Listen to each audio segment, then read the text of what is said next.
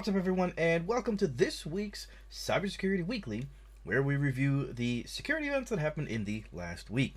As always, I'm breaking this up into segments, so feel free to jump around and check out any stories that you may have missed or you want to have a review about.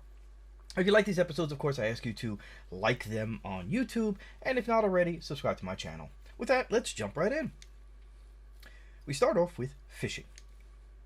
Threat actors have stolen $55 million worth of cryptocurrency from the BZX decentralized finance platform. The decentralized finance platforms allow users to borrow and loan and speculate on cryptocurrency price variations. Attackers obtained 2 private keys for the DeFi platform through spear phishing attacks. The attack was similar to the one that recently affected another user named MGNR.io. The company pointed out that the incident was not a protocol attack or protocol hack. The phishing message used a weaponized Word document that, once opened, ran a script on the developer's computer, allowing the attackers to access the employee's mnemonic wallet phrase. The attacker stole funds in the developer's personal wallet, along with the 2 private keys that were being used by the BZX platform for its integration with the Polygon and Binance Smart Chain blockchains. The threat actors used the keys to steal the platform's Polygon and BSC funds. They were also able to steal funds from a small number of users who approved unlimited spend operations. BZX has yet to confirm the exact amount of stolen funds. Experts at blockchain security firm Slowmist speculate threat actors have stolen more than $55 million. U.S. defense contractor Electronic Warfare Associates, also known as EWA, has disclosed a data breach after threat actors hacked their email system. The company confirmed that attackers exfiltrated files containing sensitive information. Electronic Warfare Associates provides electronic equipment to the U.S. government. The list of customers includes the Department of Defense, the Department of Homeland Security, and the Department of Justice. The company attempted to downplay the security breach. According to a notice of data incident sent to the Montana Attorney General's office, EWA became aware of a recent phishing incident that had some limited impact on EWA email accounts on August 2nd, 2021. The experts at the company believe that the attackers attempted wire fraud. The investigation conducted by the company with the help of third-party forensics firms revealed that threat actors stole names, social security numbers, and the driver's license of the noticed recipients within this breach. The company did not reveal if the attackers gained access to confidential technical documents as a result of the attack. This time, Electronic Warfare Associates is not aware of misuse of the stolen information. Now, the company is offering the impacted individuals free fraud detection and identity theft protection through Equifax's complete premier services for 2 years. France's Computer Emergency Response Team, CERT-FR, officials identified a new ransomware gang named Lockean that is responsible for a long list of attacks against French companies over the past 2 years. The list of the targeted French organizations includes the transportation and logistics firms GEFCO, pharmaceutical groups Fareva and Pierre Fabre, and the newspaper Ouest France. CERT-FR published a detailed report on the activity of the Lockean ransomware gang that has been active since June 2020. In almost all intrusions attributed to the gang, CERT-FR officials noticed the involvement of the QuakeBot malware and post-exploitation tool Cobalt Strike. The ransomware operators used the Emotet distribution service in 2020 and TA551 in 2020 and 2021 to distribute QuakeBot via phishing emails. The Lockean group used multiple tools for lateral movement, including AdFind, BitsAdmin, and Bloodhound, and the R-Clone utility for data exfiltration. The Lockean group used different ransomware strains over the last 2 years, such as Doppelpaymer, Egregor, Maze, Revel, and Prolock, a circumstance that suggests the group was an affiliate for these ransomware as a services groups, meaning it was one group that actually was an affiliate of all of these different ransomware services groups to see which one is the best one, which one's going to pay them the most money, something like that. Now, the report published by the French CERT provides further technical details about the attacks and the threat, including indicators of compromise. Researchers from Proofpoint have uncovered a new threat actor dubbed Balikbayan Foxes, or TA2722, that is impersonating the Philippine health, labor, and customs organizations, as well as other entities based in the Philippines to spread Trojan malware such as Remcos and Nanocore. Both Remcos and Nanocore are used for information gathering, data exfiltration, surveillance, and control of the victim's computers. The group focuses on shipping logistics, manufacturing, business services, pharmaceutical, and energy entities, among others. Victims of the group are located in North America, Europe, and Southeast Asia. In other attacks documented by the researchers, Balikbayan Foxes posed as DHL Philippines and the Manila Embassy of the Kingdom of Saudi Arabia. The threat actors carried out spear phishing attacks using spoofed email addresses. The researchers noticed that the sender emails were reused for a long period of time. The attackers used multiple lures, including COVID-19 infection rates, billing, invoicing, and adversaries. Now, the researchers separated campaigns into two distinct threat activity clusters. OneDrive URLs, which are linking to RAR files with the embedded UUE files, and PDF email attachments with an embedded OneDrive link or other malicious URL leading to compromised executables, ISO files, that download and run malware compressed MS exe documents containing macros, which, if enabled, download malware. We move on to patches. Google's Android November 2021 security updates addressed 18 vulnerabilities in the framework and system components and 18 issues in the kernel and vendor components. One of these issues, tracked to CVE 2021-1048, is a use after free vulnerability in the kernel that could be exploited for privilege escalation. Google is aware that this vulnerability is under limited and targeted exploitation. The company did not provide technical details about the vulnerability. The security updates address a total of 5 critical vulnerabilities. The most severe ones are 2 remote code execution issues tracked as CVE 2021-0918 and CVE 2021-0930 that reside in the system component. A remote attacker could exploit the 2 flaws to execute arbitrary code within the context of a privileged process. The other 2 critical security vulnerabilities addressed by Google, tracked as CVE 2021-1924 and CVE 2021-1975, affect Qualcomm components. The 5th critical RC addressed by Google, tracked as CVE 2021-0889, resides in the Android TV remote services. Google's security updates this month addressed another 29 vulnerabilities rated as high severity in the framework, media framework, system, kernel, Android TV, MediaTek, and Qualcomm components. We now move on to attacks and updates.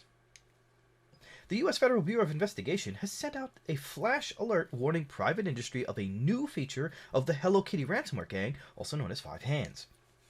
According to the alert, the ransomware gang is launching distributed denial of service attacks as part of its extortion activities.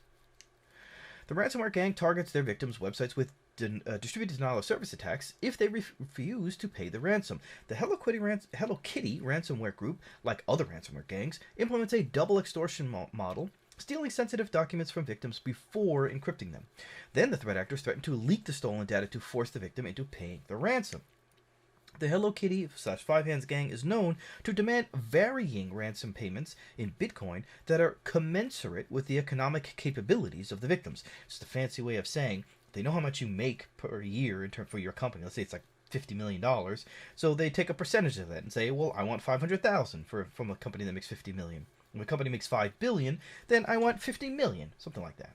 Now, the HelloKitty ransomware operators have been active since November 2020. Since July, they are using a Linux variant of their malware to target VMware ESXi virtual machine platforms. The alert published by the FBI also includes a collection of indicators of compromise to help organizations to prevent HelloKitty infections. A private industry notification issued by the FBI's Cyber Division revealed that ransomware attacks hit several tribal-owned casinos, causing millions of dollars in losses. The attacks paralyzed the activities of the casinos, shutting down their gaming floors as well as restaurants, hotels, and gas stations. In many cases, the attackers were able to steal sensitive data from the targeted computer networks. According to Bleeping Computer, the FBI's PIN states that U.S. tribes are easy targets for ransomware gangs because they have limited cyber investigative capabilities and law enforcement resources. Experts reported that tribal communities were hit by several ransomware gangs, including Revel or Sodinokibi, BitPaymer, Ryuk, Conti, Snatch, and Cuba. The Federal Bureau of Investigation published a new private industry to warn organizations of target ransomware attacks aimed at companies involved in time-sensitive financial events, such as corporate mergers and acquisitions. So the first one sent one to a private one for tribal-owned casinos. And here's another one for companies that have upcoming financial announcements like mergers and acquisitions or going public or what have you. Ransomware gangs target these companies because there is a high likelihood that they will pay the ransom to avoid the impact of the disclosure of sensitive data during these events. The attackers conduct a reconnaissance phase about their targets, looking for public and non-public information that could be used to threaten victims to disclose in case the victims do not pay the ransom. Ransomware operators chose the targets based on the knowledge of impending events that could affect the victim's stock value, including announcements, mergers, and acquisitions. Now, the FBI's PIN cites multiple cases in which ransomware gangs adopted this strategy to choose their victims. In April, the DarkSide ransomware operators announced with a message on their leak site that they will provide information stolen from these companies before the publication so that it would be possible to earn at the reduced price of the shares. So they're basically saying, if you don't pay, we're going to make this public, and making this public can affect your shares positively or negatively, and we're going to trade the stock. Now, the ransomware gang aims at making pressure on the companies, threatening them to leak information that could have a negative impact on their stock price, making it possible for traders to make a profit from the fall of the stock prices, like I just said. The FBI also reported the case of at least 3 publicly traded U.S. companies actively involved in mergers and acquisitions that were victims of ransomware during their respective negotiations between March and July of 2020.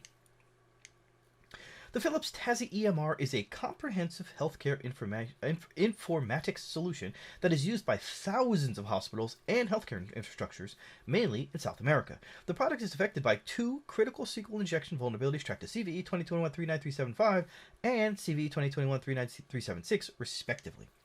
Both issues affect Tasy EMR HTML5 3.06.1803 version and prior. The company addressed them with the release of version 3.06.1804. The vulnerabilities have received a CVSS version 3 severity score of 8.8. The vulnerabilities have been rated as critical because they can be exploited by an attacker to access sensitive medical data such as patient records and financial data. Philips Healthcare Tasy Electronic Medical Record 3.06 allows SQL injection via the flaw. Now, both SQL injection vulnerabilities are caused by the improper escaping of special characters in SQL commands. Successful exploitation of these vulnerabilities could result in patients' confidential data being exposed or extracted from Tasy's databases, give unauthorized access, or create a denial of service condition.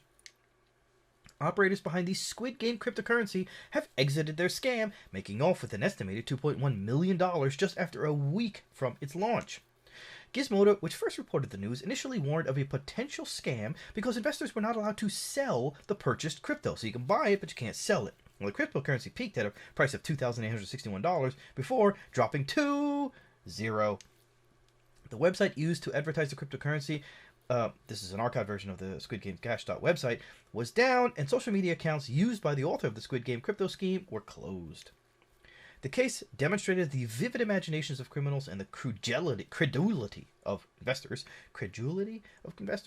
Crooks are attempting to exploit the popularity of the Squid Game series in various ways. Researchers have already discovered a tainted app masquerading as Squid Game wallpaper app onto the official Google Play Store. And the app was infecting the devices with the Joker Android malware. It had at least 5,000 downloads before Google removed it.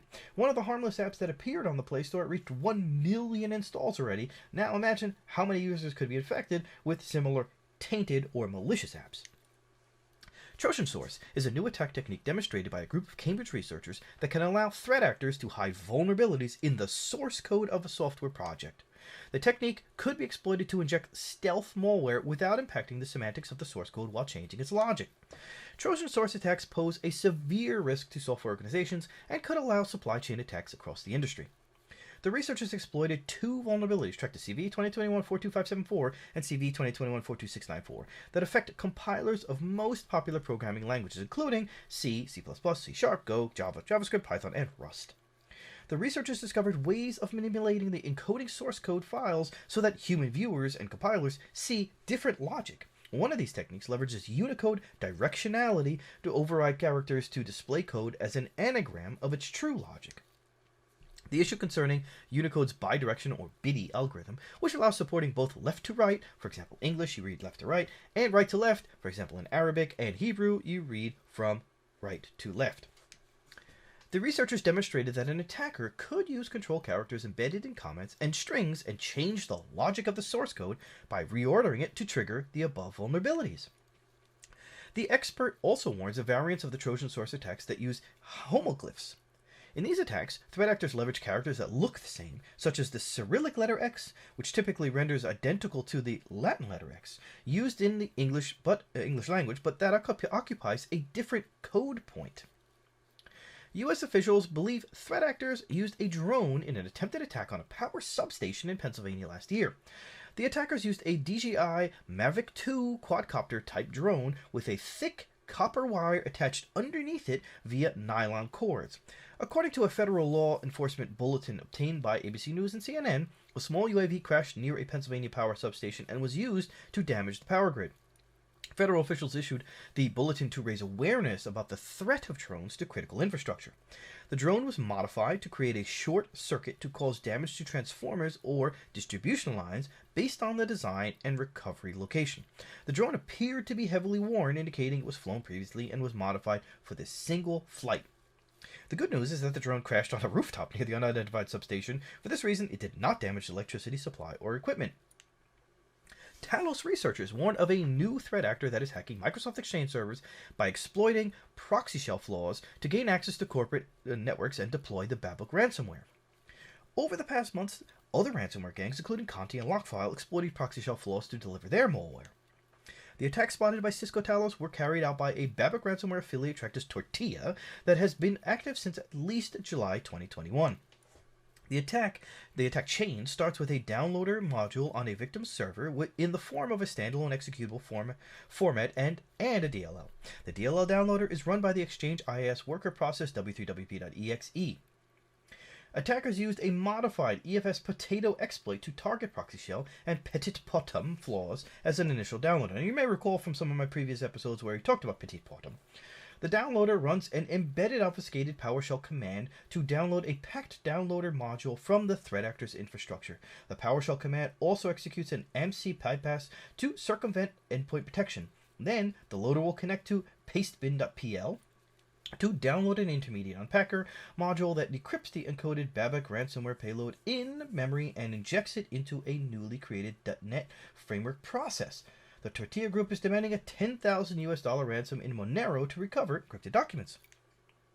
The Toronto Transit Commission announced on Friday that its systems have been infected with ransomware. The attack began on Thursday night and disrupted its activities. At the time, no ransomware gang had taken responsibility for the attack. TTC spokesman Stuart Green initially declared that the attack had no significant impact on the transit service, but things got worse over time. The security breach impacted the agency's internal email server, the Wheel-Trans bookings, the vehicle information on platform screens, apps, and the TTC Vision communication system, along with other internal systems. The drivers were forced to communicate using classic radio-based communication system. This isn't the first time ransomware attacks have hit the public transportation systems in Canada. In October 2020, an attack hit Montreal's STM, and 2 months later, another attack hit Metro Vancouver's transportation agency TransLink. The security team of the NPM JavaScript package warns that two popular NPM libraries, Koa and RC, have been hijacked. Threat actors replaced these versions laced with password-stealing malware. Koa is a command line argument parser with approximately 9 million weekly downloads, while RC is a configuration loader with 4 million weekly downloads. Two NPM libraries that have a total of, here it says 23 million, but that doesn't add up. It's more like 13 million weekly downloads. But it's still worrisome. Experts warn that compromised Koa versions are 2.0.3, 2.0.4, 2.1.1, 2.1.3, 3.0.1, 3.1.3, while compromised RC versions are 1.2.9, 1.3.9, 2.3.9. The attackers gained access to the account of the developer of the package, then added a post-installation script to the original codebase, which runs an obfuscated TypeScript used to download a Windows batch or Linux bash script depending on the OS of the machine running the software. The record reported that the Windows batch script would download and run a DLL file containing a version of the QuakeBot Trojan. The last stable Koa version 2.0.2 was released in December 2018. Which is a number of years ago.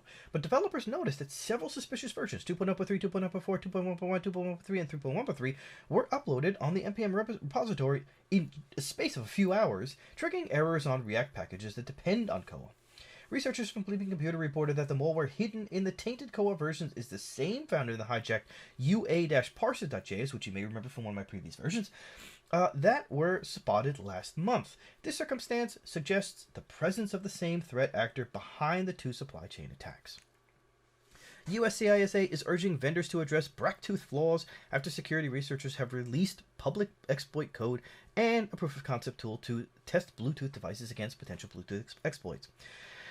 In case you don't recall what Bracktooth is from one of my previous episodes, Bracktooth is a set of 16 security flaws in commercial Bluetooth stacks that can be exploited by threat actors to execute arbitrary code and crash the devices via denial of service attacks. The issues were discovered by the ASSET Automated System Security Research Group from the Singapore University of Technology and Design. Their name comes from the Norwegian word brak, which translates to crash. The Bracktooth flaws impact 13 Bluetooth chipsets from 11 vendors, including Intel, Qualcomm, and Texas Instruments. Experts estimated that more than 1,400 commercial products may be impacted. As of today, the researchers discovered 16 security vulnerabilities, with 20 common vulnerability exposures already assigned, and 4 vulnerabilities are pending CVE assignment from Intel and Qualcomm. Some vendors, like Espressif, Infineon, otherwise known as Cypress, and Blutron Technology, have already released firmware updates to fix the issues. Other manufacturers, including Intel and Qualcomm, are still assessing their products. Positive Technologies researchers Vladimir Kononov and Alex Stenikov have discovered security flaws Wincor Cineo ATMs that could be exploited to bypass black box attack protections and withdraw cash. According to Vladimir Kononovich, some manufacturers rely on security through obscurity, with proprietary protocols that are poorly studied and the goal of making it difficult for attackers to procure equipment to find vulnerabilities in such devices. However, the research the researchers did shows that such equipment is not difficult to find on an open market and analyze, which can be used by criminal groups. Black box attack is a type of jackpotting attack aimed at forcing an ATM to dispense the cash by sending a command through a black box device.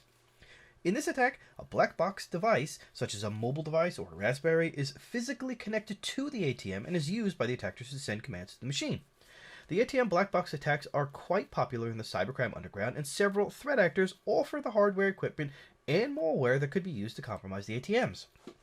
The vulnerabilities discovered by the security duo impacts the Wincor Cineo ATMs with the RM3 and CMD5 version 5 dispensers. Wincor is currently owned by ATM manufacturer giant Diebold Nixdorf.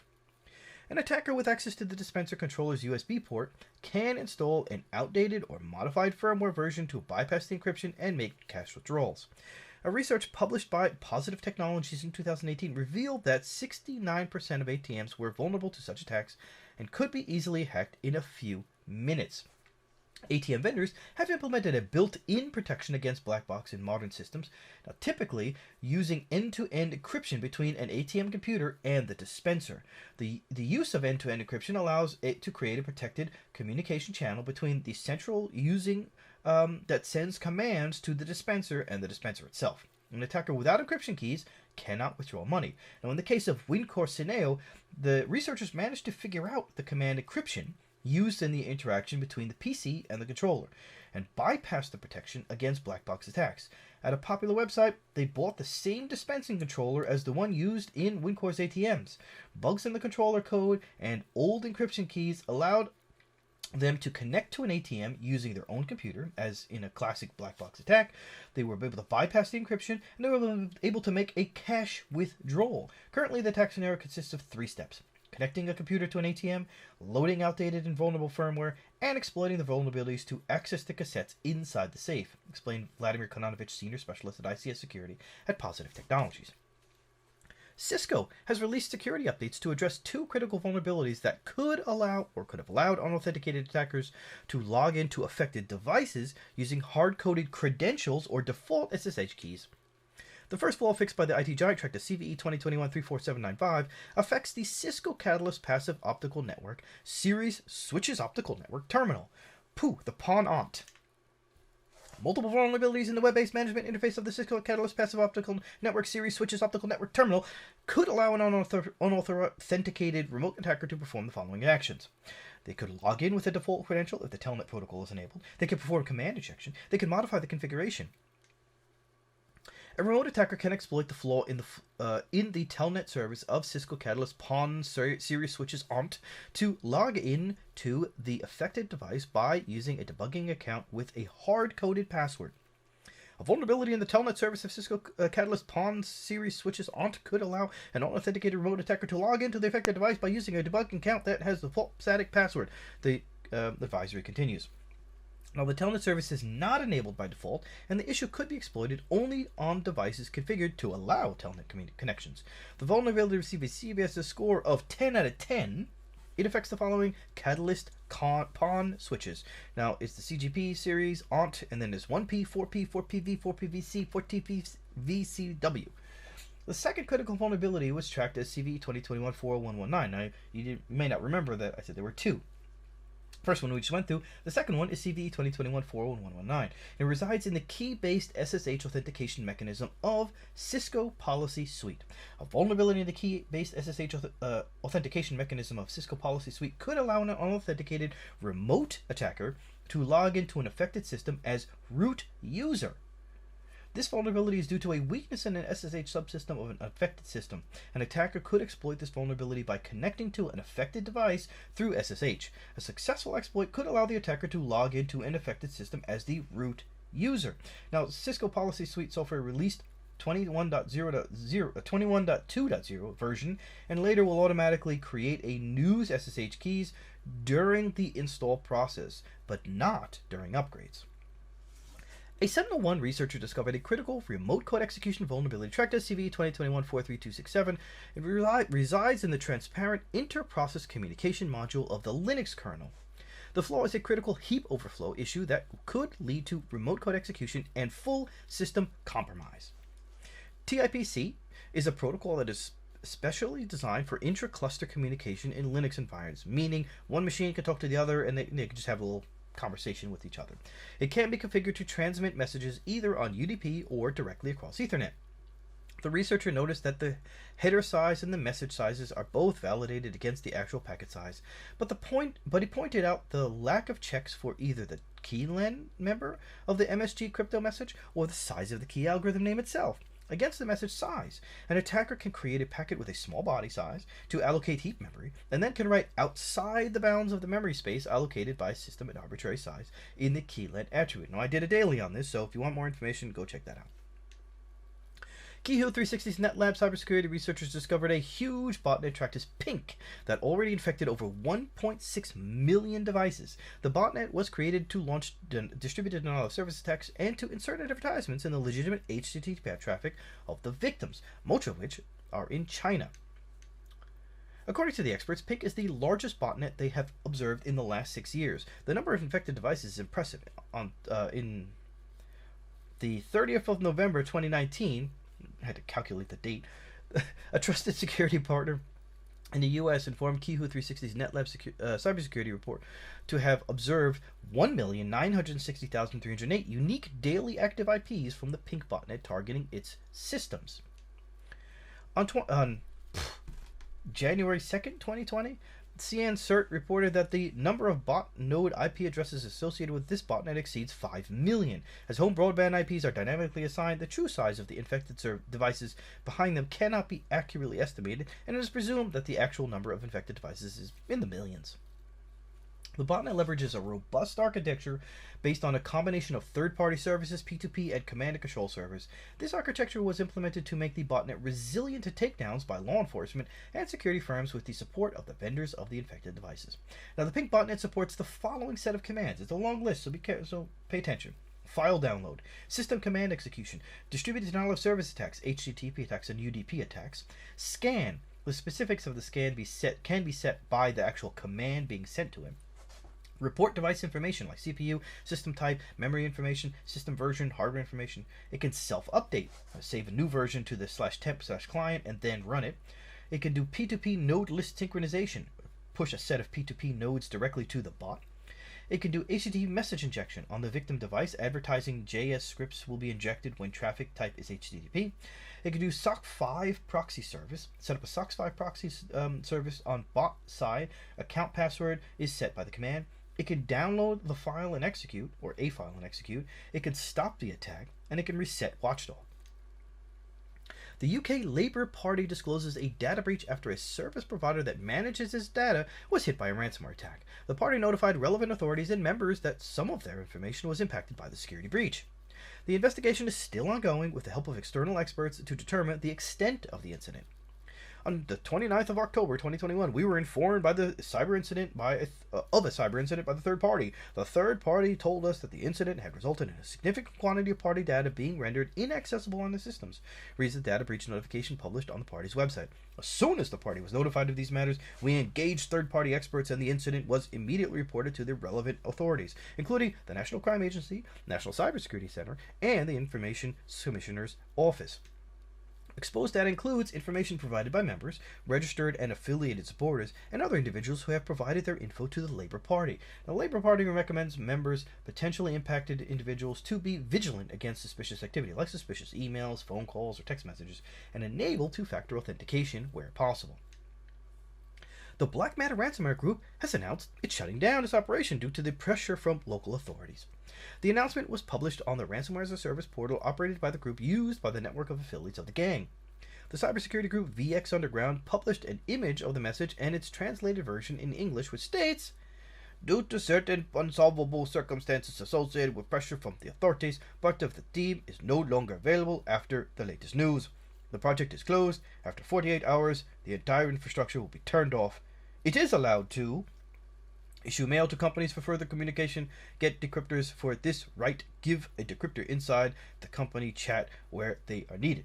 The news of the shutdown comes after two major events that have taken place over the past few weeks. There have been numerous arrests of multiple people who are affiliated with different ransomware gangs. Last week there was 12, which they believe are associated with Black Matter, as well as the decision of the U.S. and Russian authorities to sort of collaborate more in curbing cybercriminal organizations based in Russia, such as the Fin7 cybercrime gang. Cybersecurity researchers warn of a now-patched critical remote execution vulnerability tracked to CVE 2021-22205 in GitLab's web interface that has been actively exploited in the wild. The vulnerability is an improper validation issue of user-provided images that can lead to arbitrary code execution. The vulnerability affects all versions starting from 11.9. An issue has been discovered in GitLab CEE affecting all versions starting from 11.9. GitLab was not properly validating image files that is passed to a file parser, which resulted in a remote code command execution. This is a critical severity issue with a score of 9.9. It is now mitigated in the latest release and is assigned CVE 2021-22205. GitLab addressed the vulnerability on April 14, 2021 with the release of version 13.8.8, 13.9.6, and 13.10.3 versions. The vulnerability was reported by the expert Vax through the bug bounty program of the company operated through the HackerOne platform. The vulnerability was actively exploited in the wild. Researchers from HN Security described an attack on one of its customers. Threat actors created 2 user accounts with admin privileges on a publicly accessible GitLab server belonging to his organization. The attackers exploited the flaw to upload a malicious payload that leads to remote execution of arbitrary commands. The flaw was initially rated with a CVSS score of a 9.9, but the score was later changed to 10.0 because the issue could be triggered by an unauthenticated attacker. Researchers from Rapid7 reported that of the 60,000 internet-facing GitLab installations, 21% of installs are fully patched against the issue, 50% of installs are not patched against this issue at all, and 29% of installs may or may not be vulnerable. They couldn't tell. The Microsoft Detection and Response team observed a worrisome rise in password spray attacks targeting privileged cloud accounts. Password spraying is a type of brute force attack where the attackers carry out brute force logins based on a list of usernames with default passwords on the application. In this attack scenario, threat actors use one password against many different accounts on the application to avoid account lockouts that would normally trigger when brute forcing a single account with many passwords. Password spray methods ordinarily used by attackers could be low and slow. Attackers employ a large number of individual IP addresses to attack multiple accounts at the same time with a limited number of curated password guesses. Then there's availability and reuse. Attackers can use data from past data breaches to carry out credential stuffing attacks, relying on the bad habit of people of reusing passwords and usernames across multiple sites. A best practice to prevent these attacks is to enforce multi-factor authentication across all accounts. In January, Cybersecurity and Infrastructure Security Agency revealed that threat actors behind the SolarWinds supply chain attack also employed common hacking techniques to compromise the networks of the target organizations, including password guessing and password spraying. Researchers at Microsoft Threat Intelligence Center and Microsoft Digital Security Unit recently uncovered a malicious activity cluster tracked as Dev0343 that is targeting the Office 365 tenants of U.S. and Israeli defense technology companies. Threat actors are launching extensive password spraying attacks aimed at the target organizations. The malicious campaign was first spotted in July 2021. Now, Microsoft provides the following mitigations to prevent password spray attacks. Brute force preventions should be on both fields, for example, username and password. Set account lockout policies after a certain number of failed login attempts to prevent credentials from being guessed. Implement CAPTCHA if lockout is not a viable option. The admin managed application should force users to change their passwords on first login with default password. You need to use multi-factor authentication where possible. Also enable multi-factor authentication on externally facing services. Iranian hacking group Black Shadow compromised the server of the Israeli internet hosting company CyberServe, taking down several of the sites hosted by the firm. The group also claims to have stolen data and threatens to leak it. "Hello again, we have news for you," the hackers wrote in a message circulated on social media on Friday. "You probably could not connect to many websites today. CyberServe company and their customers hit by us. You may ask, what about data? As always, we have lots of it. If you don't want your data leaked by us, contact us soon." Some of the websites hosted on CyberServe servers were unavailable on Saturday morning. The company hosts the sites of the Dan and Kavim public transportation companies, the Children's Museum in Holland, the Pegasus Travel Company, and the blog site of the Cannes public broadcaster. Later, the group decided to publish some of the stolen data because the company didn't contact them. Minecraft is one of the most popular games in the world. It had more than 140 million monthly active players in August 2021. Cybercriminals are attempting to exploit this popularity. The Chaos Ransomware gang is targeting Japanese gamers' Windows devices through fake Minecraft alt lists promoted on gaming forums. FortiGuard Labs researchers who reported the attacks noticed that the variant of ransomware employed in the attacks not only encrypts certain files, but also destroys others. Alternative accounts, so-called alts, are created by Minecraft gamers for various purposes such as antagonizing, trolling other players, providing cover for an alternative in-game identity personality, or to avoid getting their main account banned for using cheats. Alt lists shared on Minecraft online forums often contain stolen accounts used by gamers for the above purposes. The variant of Chaos ransomware spotted by the researchers was hidden in a file pretending to contain a list of Minecraft alt accounts. Upon opening the executable file, the malware will be executed and will search for files smaller than 2 megabytes on the compromised machine to encrypt them.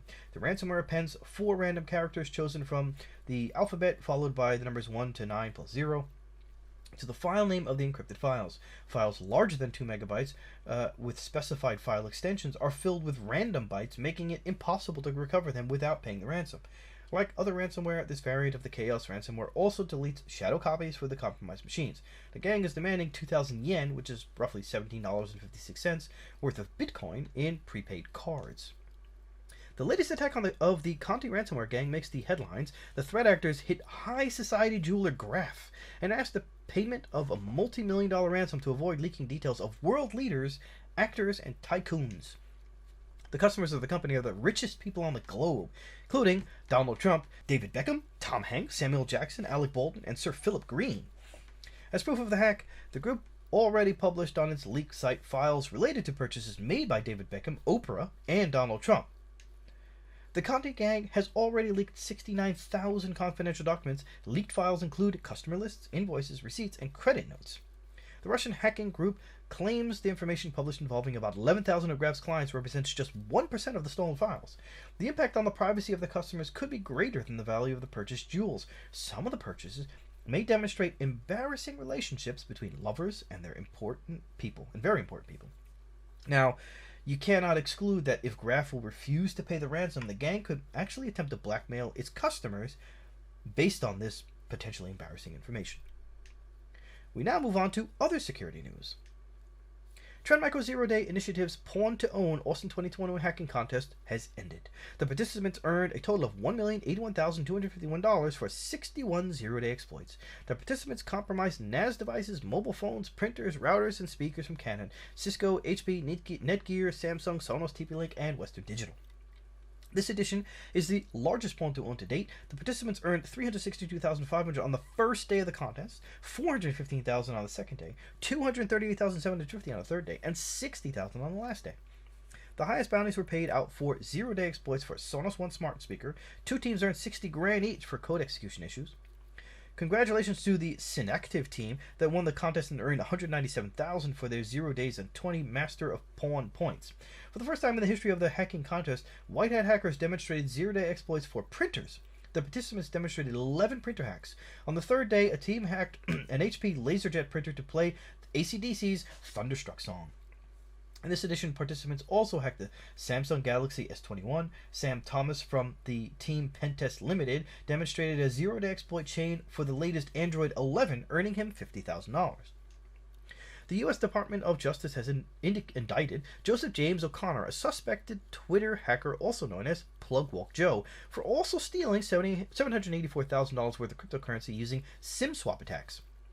Crooks conduct SIM swap attacks to take control of victims' phone numbers, tricking the mobile operator employees into porting them to SIMs under the control of the fraudsters.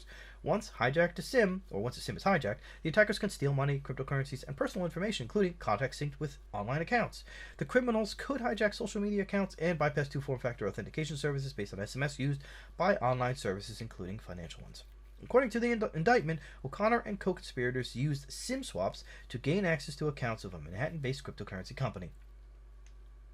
Using this access, the alleged hackers stole 784,000 Bitcoin Cash, Litecoin, Ethereum, and Bitcoin from wallets managed by the company on behalf of clients.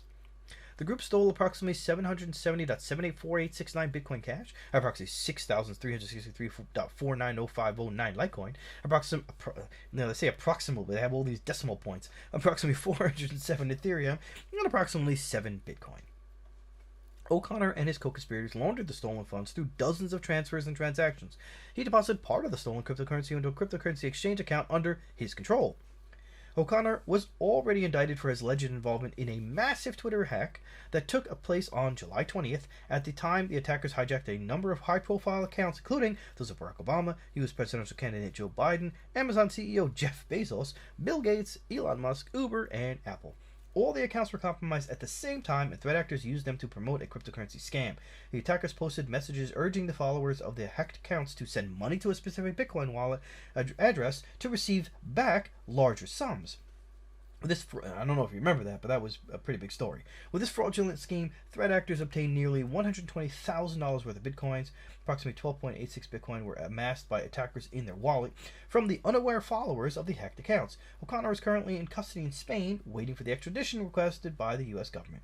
Now, O'Connor, 22, of the United Kingdom, is charged with conspiracy to commit computer hacking, which carries a maximum sentence of 5 years in prison, conspiracy to commit wire fraud, which carries a maximum sentence of 20 years in prison, aggravated identity theft, which carries a mandatory sentence of 2 years in prison, and it must run consecutively to any other prison term imposed on with other charges.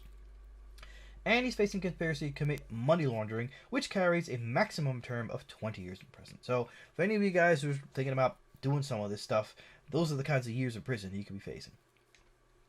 The U.S. Cybersecurity and Infrastructure Security Agency has published a catalog of 306 actively exploited vulnerabilities and has issued a binding operational directive ordering U.S. federal agencies to address them within specific timeframes and deadlines. I think it's the end of November. The directive applies to all software and hardware found on federal information systems managed on agency premises or hosted by third parties on an agency's behalf. The catalog includes vulnerabilities for products from Adobe, Apple, Atlassian, Cisco, Google, IBM, Microsoft, Nagios, Netgear, Oracle, PulseSecure, and many other companies. The oldest vulnerability included in the catalog is CVE 2010 5326 RCE, an SAP NetWeaver application server, and dates back to 2010, hence CVE 2010. The CISA also ordered U.S. federal civilian agencies to address all the CVEs published in 2021 by November 17th, 2021, while older issues could be fixed by May 3rd, 2022. The public availability of the catalog is also an opportunity for private organizations that should review their systems addressing the flaws included in the list shared by the U.S. CISA. The Commerce Department's Bureau of Industry and Security has sanctioned 4 companies for the development of spyware or the sale of hacking tools used by nation-state actors. Now, you may have heard of one of these, but you might not have heard of the other 3. The firms are NSO Group, and that's the whole thing with the Apple and spying of journalists, etc., and Kanduru from Israel, Computer Security Initiative Consultancy PTE Limited from Singapore, and Positive Technologies from Russia. The Commerce Department's Bureau of Industry and Security has released a final rule adding 4 foreign companies to the entity list for engaging in activities that are contrary to the national security or foreign policy interests of the United States. The 4 entities are located in Israel, Russia, and Singapore, reads the announcement published by the U.S. Department of Commerce. NSO Group and Kandiru are being sanctioned for the development and sale of surveillance software used to spy on journalists and activists. Positive Technologies and Computer Security Initiative Consultancy Pte. Limited are being sanctioned because both entities traffic in cyber exploits used by threat actors to compromise computer networks or organizations worldwide. The U.S. authorities have added the companies to the entity list based on their engagement in activities counter to U.S. national security. The measure aims at preventing the export, re-export, or transfer of the products or services of the sanctioned firms. In April, the U.S. government accused the Russian cybersecurity firm Positive Technologies of providing support to the cyber operations carried out by Russian intelligence services. Good news for white hackers. Google is going to increase the bounty for demonstrating privilege escalation vulnerabilities in the Linux kernel. The payouts for privilege escalation exploits using a known vulnerability will be up to $31,337, while zero-day exploits will be awarded a payout of $50,337. The move of tripling the bounty aims at encouraging white hat hackers and focusing their efforts on the research and fix of the new kernel exploitation techniques that are very dangerous. The IT giant allows white hat hackers and researchers to work using a lab environment that it has set up for the purpose. The company pointed out that the easiest exploitation primitives could not be demonstrated in this lab environment due to the hardening done on the container optimized operating system. Google says that this program complements Android's VRP rewards. This means that experts that will submit exploits that work on Android could also be eligible for up to $250,000. That's in addition to this program. With that, I say thanks for watching. Don't forget to share and subscribe if you haven't already, and smash the bell if you haven't already, and I'll see you on the next episode. Take care. Don't forget to run!